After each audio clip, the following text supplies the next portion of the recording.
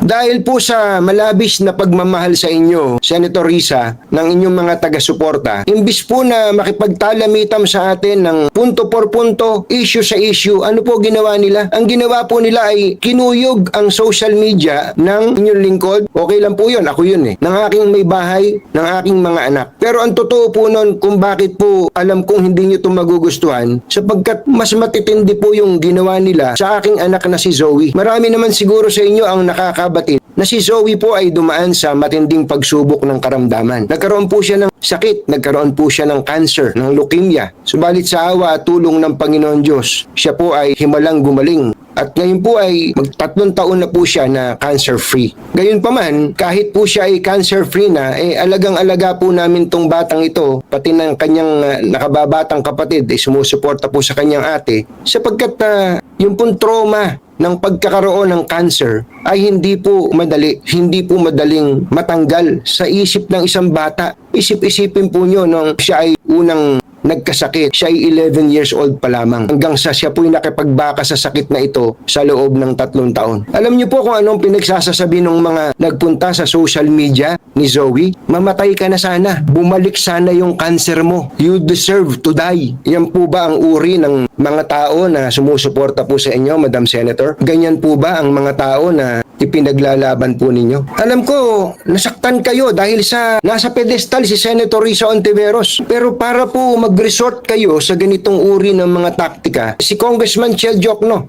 na nagsasabing nagagalit siya sa paninira kay Senator Risa Ontiveros. Ganyan na ba? Umabot na ba tayo sa ganito? Magdiskurso tayo ng maayos. Usapan to. Ako lang to.